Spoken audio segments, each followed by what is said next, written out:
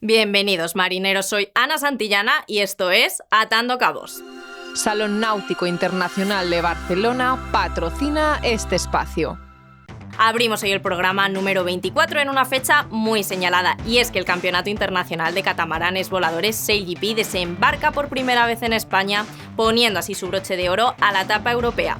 Hoy en Atando Cabos comenzamos navegando a todo trapo junto a los veleros participantes en el Trofeo Príncipe de Asturias de Bayona y subimos a bordo del barco Fior en A los Cuatro Vientos. Nuestro as de guía, Víctor Ramos, nos muestra los secretos de las mediciones en las regatas y nos encontramos la mar de a gusto con Sergi Basoli, creador del proyecto Mar a la Vista. Por último, nuestra despedida de hoy corre a cargo de un personaje muy especial, el superhéroe de los mares, Aquaman. Empezamos.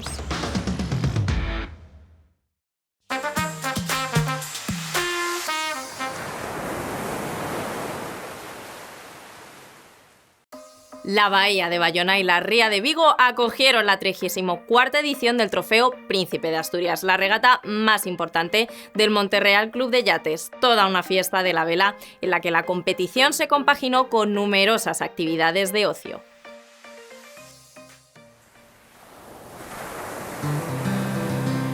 La cita más esperada de la temporada de cruceros en Galicia iba a comenzar. Organizada por el Monterreal Club de Yates de Bayona y la Escuela Naval Militar, el Trofeo Príncipe de Asturias daba el bocinazo inicial a una nueva edición que muy pronto logró completar las 75 inscripciones a las que había quedado limitada la participación este año debido a la situación actual.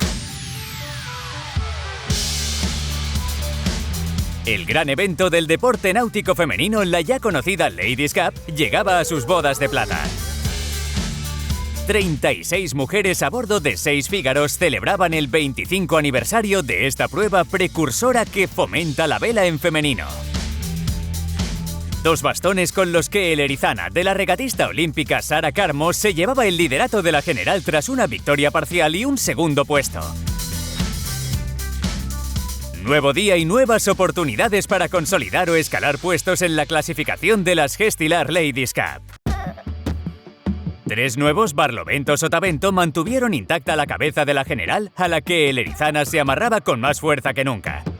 A pesar de que solo consiguieron el triunfo en el último parcial del día, 2 segundos en los bastones restantes les bastaban para consolidar su liderato. A 4 puntos quedaba el Serralleiras de Eva González, que le arrebataba la plata al Ladeira. Pero la última jornada no llegó. 3 vientos distintos en el campo de regata obligaron a suspender la manga cuando los Fígaros estaban llegando a Barlovento. Sin puntuar, las Gestilar Ladies Cup cerraban la clasificación tal y como habían quedado el día anterior. Con estos resultados fueron las chicas de Sara Carmo las que se llevaron el trofeo quinto centenario de Juan Sebastián Elcano. Numerosa y muy competitiva la flota que encontrábamos en los Solventis J80. 22 monotipos dejaron unos resultados muy reñidos tras completar los 3 bastones programados para la primera jornada del Trofeo Príncipe de Asturias.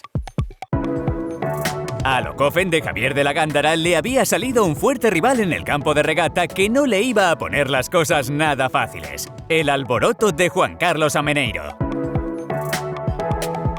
Dispuestos a afianzar triunfo, comenzaba el Alboroto la segunda jornada de competición. Pero la suerte no estuvo de su parte y un fuera de línea sumado a un Ocofen que no falló hizo que los de Javier de la Gándara asaltaran el liderato provisional, quedando a un punto sobre el Etnia Barcelona. Eso sí, la escasa diferencia de puntos entre el top 3 hacía que todo se fuera a decidir en esta última jornada. Y eso fue lo que pasó. Una prueba sentenció y dio un vuelco a la general.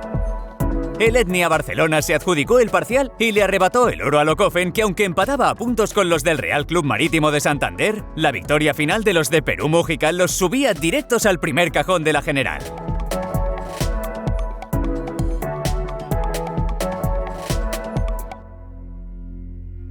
El Eolo se resistió en el campo de regata de las 4 divisiones de ORC. Y aunque Comité lo estuvo esperando, finalmente la primera jornada se tuvo que cerrar en blanco. El segundo día amanecía con la esperanza de que el viento decidiera aparecer. Los veleros saltaron al mar y esperaron.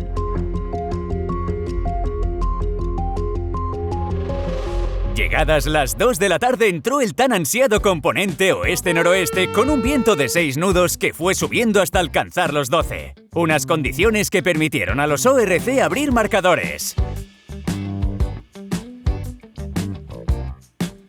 Y en aceites Abril, ORC1, el Magical, que llegaba a esta edición como defensor del título, estrenó el liderato. Dispuestos a revalidar victoria, los de Julio Rodríguez, gracias a un segundo y un primero, conseguían subir a lo alto de la general. Pero no fue un camino de rosas, ya que tuvieron que hacer frente a dos rivales que no se lo pusieron nada fácil, el Solventis y el Checkmat. Ambos completaban podium haciendo que solo 2 puntos separaran al top 3. Pero la última jornada dio un giro inesperado a la general. El Solventis, haciendo muestra de su buen hacer, consiguió marcarse 2 impecables mangas que lo proclamaban vencedor del Trofeo Príncipe de Asturias en ORC1.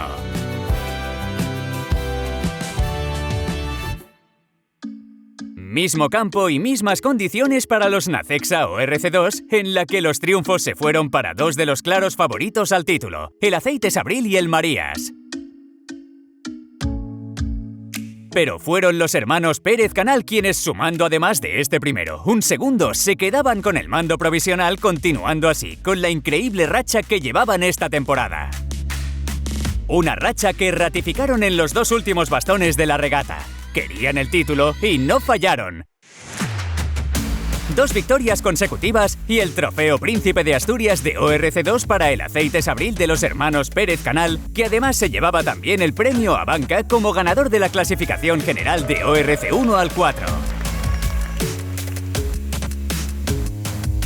La jornada para los Volvo Autesa ORC3 tuvo claro protagonista, el Bosch Service Solutions de Ramón Ojea. Se mostró invencible en los 2 bastones completados y finalizaba la jornada en un cómodo primer puesto.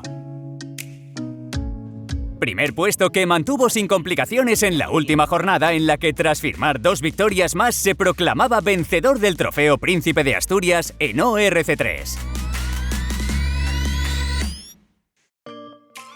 De los 12 veleros que componían la flota de Martín Miller, ORC4, hubo uno que despuntó desde el primer bocinazo de salida. Fue el Maracana I de Luis Suárez. 5 puntos de diferencia con su rival más directo, el Orión, le hacían subir a lo alto de la general para llevarse el trofeo de ORC4.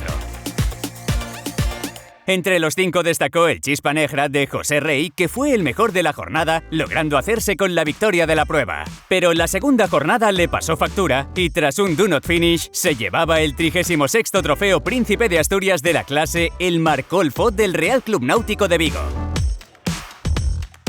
En Open hubo vencedor indiscutible. El Salseiro de Manuel Blanco se mantuvo imbatible y se llevaba el trofeo esta 36ª edición.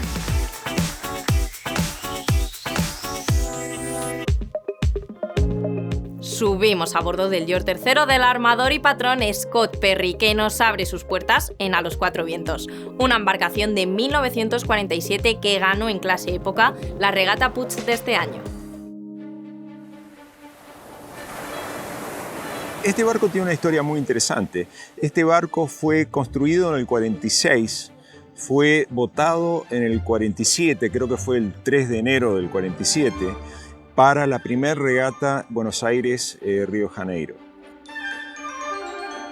El constructor y diseñador es Germán Frers, el padre del Germán Frers que está ahora, digamos, y él lo construyó, pero no lo logró votar antes de que comenzara la regata a Río Janeiro.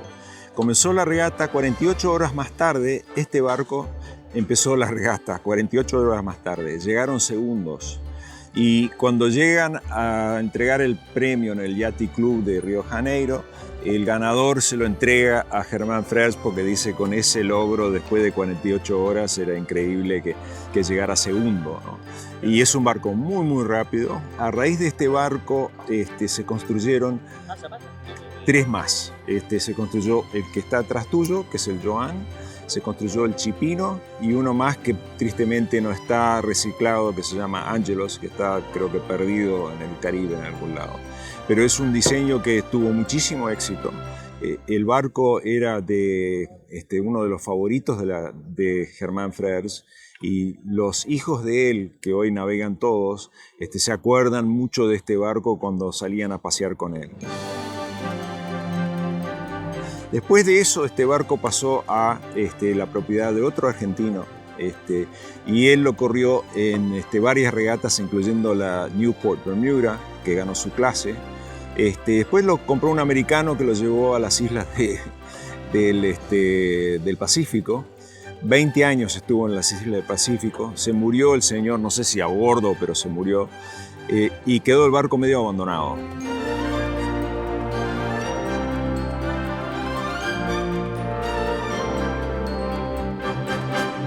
Lo encontró un señor unos hippies de la época de los 70, creo, se lo llevaron a Estados Unidos, a Los Ángeles, y ahí vivieron a bordo como 20 años más.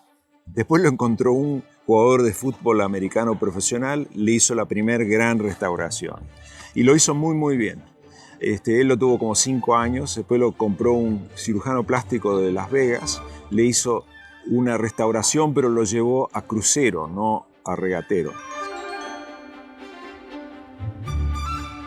Nosotros lo compramos en el 2011 y lo llevamos al Uruguay y lo llevamos a su estado original, que es un estado de regata puro. Esto es un pura sangre, no es un barco de paseo, digamos.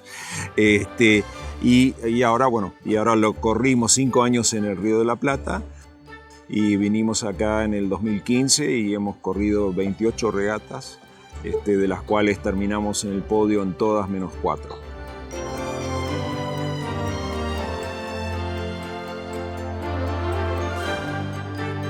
El diseño y también, obviamente, la tripulación entra en juego.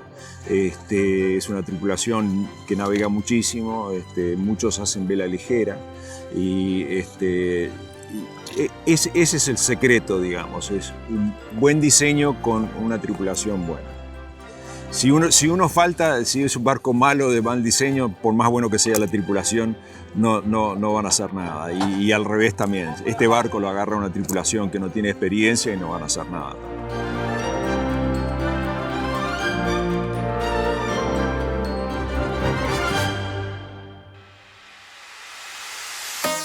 Nuestro as de guía de hoy se llama Víctor Ramos y es medidor, un cargo muy importante dentro de las regatas ya que se ocupa de aplicar la compensación de tiempos a cada embarcación. ¿Cómo se rige esto? Nos lo explica en esta entrevista que grabamos en el trofeo de Tabarca Vela.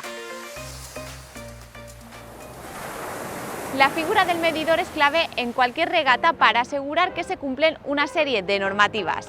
Hoy hablamos con Víctor Ramos sobre la medición en clase crucero y nos va a contar en qué consiste el día a día de esta práctica. Hola Víctor, bueno, para poner en contexto, estamos en el Tabarca Vela, Diputación de Alicante, en el Real Club de Regatas de Alicante y tú estás aquí desarrollando la función de medidor. Cuéntanos un poco cuál es el día a día de un medidor en una regata, en este caso de clase crucero. Pues bueno, la labor del medidor, llegamos un día antes. Si los barcos navegan el viernes, sábado y domingo, el medidor suele estar un día antes y lo que hacemos es recopilar la documentación que presenta cada embarcación y lo que hacemos es un cotejo con la persona que hace las clasificaciones para que el certificado que presenta el armador sea fiel al fichero electrónico con el que luego se va a clasificar. Hemos visto que uno de los momentos auge de tu trabajo llega cuando las embarcaciones regresan a tierra. En ese momento, ¿qué función realizas? Es el momento en el que tenemos como una actividad destinada a poder comprobar aquellas medidas que están dentro del protocolo y que son viables de comprobación, entre ellas pues bueno, medición de velas, comprobación de aparejo del barco, comprobación de los interiores del barco. Y en caso de que una vez en tierra la medición de la vela no corresponda a la documentación presentada previa, ¿qué ocurre? Existen unas tablas de penalizaciones según los reglamentos con los que trabajamos. En función de cómo sea esa desviación que tiene cada barco, pues se le entraría pues, en unas penalizaciones que están ya estipuladas en la regla. ¿Qué criterios se siguen a la hora de elegir unas u otras? Para mí es tan importante el que está primero en la tabla o el último. Entonces el check-in Conforme a ese trabajo previo que se hace el jueves, se detecta, se ve la flota y un poco se analiza, se hace una comparativa con otros barcos similares, se hace como un pequeño estudio de qué barcos pueden ser factibles de comprobación para tener una coherencia global. Muchas veces, dependiendo de las condiciones del día, la embarcación decide salir a competir con una vela u otra. En caso de que a última hora cambien la vela, ¿cómo se desarrolla el proceso de medición? Antes de empezar el evento, según instrucciones de regata o anuncio de regata, se indica una hora determinada del día previo de la regata a partir del cual tienen que presentar su certificado y luego ya no pueden hacer modificaciones del certificado en el evento. Ellos lo que pueden hacer dentro de su definición del barco, pueden elegir, siempre que hayan declarado el conjunto de velas, utilizar unas u otras, pero siempre con lo que han declarado el primer día. Pueden jugar, pero dentro de lo que han declarado el primer día. ¿El medidor trabaja de forma individual o son varios medidores que forman equipo para desarrollar sus funciones? Solemos ser más de un medidor en regata y trabajamos en equipo. Actualmente nos llamamos comité técnico, éramos hasta hace un par de años medidores, comité de medición, y la nueva definición es comité técnico de la regata. ¿Y en qué competiciones está presente la figura del medidor? En todas aquellas que puntúan para un calendario, en este caso de la Federación Española, y recibimos los representantes del comité técnico un nombramiento de la federación y somos representantes de la federación en el evento. También salís al mar durante la competición. ¿Cuál es la labor que desarrolláis en el mar? El trabajo habitual que hacemos es, al finalizar las pruebas, subimos a la embarcación, entonces hacemos un check-in a bordo de ciertos elementos, como puede ser, pues bueno, si tiene los cruceros, es un barco que tiene unas especificaciones singulares, puede llevar, por ejemplo, lastre en sentina, puede llevar pues gran cantidad de peso que está registrado en su certificado, entonces se comprueba, por ejemplo, este peso, el inventario de velas, hay un guión que nos dice cuáles son las velas que deben tener en ese momento. Y bueno, contar el número de personas para luego pesar las tripulaciones en tierra, que también es una variable importante, ya que son lastre móvil, ayudan cuando hay mucho mar a aderezar el barco. Entonces todas estas personas que vemos en banda, en el fondo, pues también es una variable que influye en el rating. Para acabar, Víctor, ¿cuál es la parte más gratificante de tu trabajo? Pues a mí la verdad me gusta todo, es un compendio desde los días previos, ver un poco las inscripciones, la flota, el número de barcos, la cantidad de barcos, la calidad de los barcos. El trabajo previo me gusta y me gusta el trabajo en el agua. Y bueno, el trabajo en tierra también me gusta mucho, creo que es bueno tener una coherencia y creo que los barcos también, las embarcaciones, los armadores quieren que haya un check-in para que todos seamos fieles a unas reglas y que haya una coherencia del trabajo en equipo y del deporte. Sergi Basolí, junto a su perrita Nirvana, habla con nosotros desde el barco El Ría de Ferrol. En el puerto de Barcelona nos cuenta cómo su nuevo proyecto pasa por la observación responsable de ballenas en un barco con madera noble y velamen tradicional. Estamos con Sergi Basolí, fundador del proyecto de crowdfunding Mar a la Vista. Bienvenido a Tanto Cabo, Sergi. Hola, Ana, un placer. Bueno, lo primero de todo, ¿cómo estás? Veo que estás en un barco. Sí, estamos en el Ría de Ferrol, aquí en Calella de Palafrugell. Estamos fondeados. Antes de ir a la historia del barco, si quieres, comenzamos por el inicio para que en Atando Cabos te podamos conocer un poco. Sergi, terminaste la universidad en Barcelona, te fuiste a Alemania a trabajar como ingeniero, pero un día decidiste hacer un viaje. ¿Cómo fue eso? Pues mira, tenía ganas de terminar un ciclo que era la universidad, que también el previo ciclo era la escuela, y entonces como que dije o me tomo ahora un respiro o si no ya voy a enlazar el siguiente ciclo que era trabajar, ¿no? Y me decidí hacer un viaje que fuera un poco así más local para conocer un poco pues mi casa y los alrededores y que fuera así lo más natural posible. Entonces elegí el mar porque me gustaba mucho y elegí el kayak porque las piernas pues no eran mi fuerte, o quizá con los brazos pues puedo llegar un poco más lejos. Y así nació un poco esa aventura un poco con un pelín de inconsciencia, pero con mucha tozudez, y empecé a navegar. O sea, tu historia en la navegación comenzó con el kayak. Sí, yo ya tenía un poco de experiencia en el pueblo de al lado, en Llafranc, que alquilaba kayaks a los turistas y hacía excursiones a las calitas de por aquí. Y entonces me quedó como ese recuerdo muy bonito de que algún día pues quizá haría la costa catalana, por ejemplo. Y decidí pues que después de esa experiencia que seguiría pues un viaje un poco más largo. Y después de ese viaje por la costa catalana, como comentas, emprendiste otro donde encontraste a una compañera muy especial que me parece que está por ahí detrás descansando. Cuéntanos. Sí, el primer viaje fue la costa catalana y un poquito más, que fue la vuelta a la península finalmente. Y después, claro, me gustó tanto el modus vivendi de estar navegando en las playas y en las costas de sitios nuevos que aún no conocía, pues decidí que ahora tocaba ir hacia el otro lado, hacia Francia, hacia Italia. Y fue allí en la isla de Cerdeña que encontré a esta tripulante, a Nirvana, que pues la embarqué a bordo, estaba abandonada. Y entonces pues estuvimos navegando 4 años juntos por las costas de Italia y Córcega. Y bueno, ya llevamos ahora 7 años juntos. 7 años navegando juntos. Bueno, Sergi, una historia muy bonita y además veo que sigue ahí contigo. Pero navegando, llegaste a Galicia. Allí encontraste un barco muy especial que creo que es en el que ahora te encuentras. ¿Cuál es la historia de ese barco? Sí, bueno, este barco lo encontré en Ferrol. Estaba haciendo yo las prácticas de patrón y bueno, César era el antiguo propietario, pues lo salvó del desguace hace muchos años y en los años 80 lo restauró completamente, dándole la característica de embarcación tradicional gallega. Y es el último de esta especie, que son un tipo de barco que se llama trincado, y es el último que queda, que se sepa.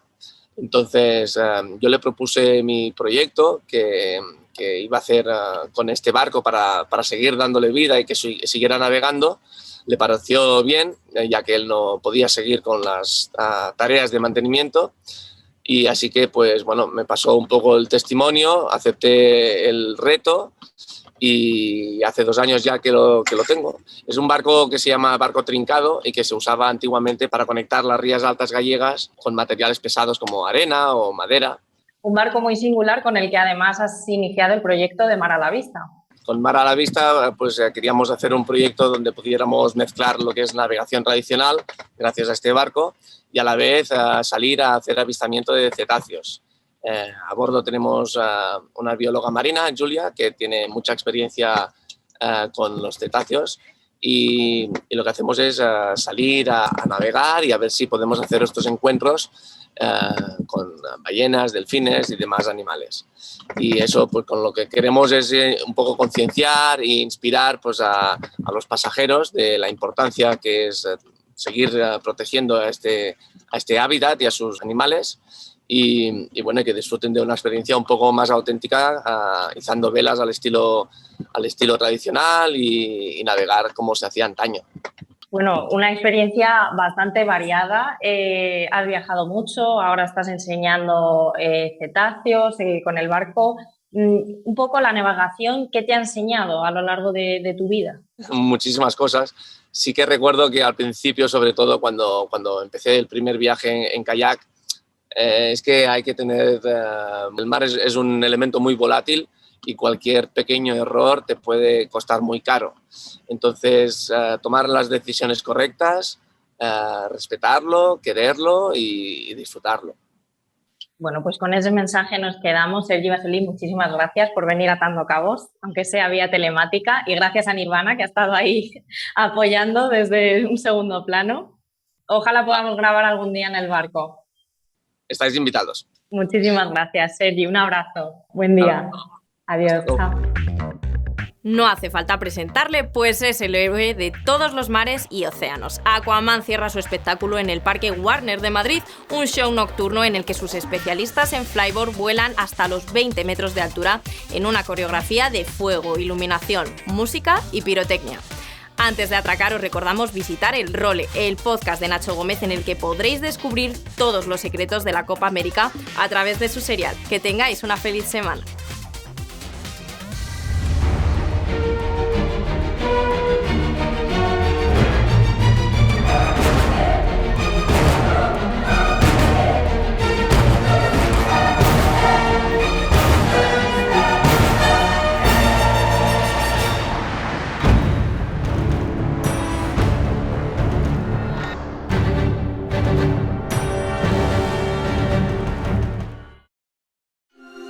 Salón Náutico Internacional de Barcelona patrocina este espacio.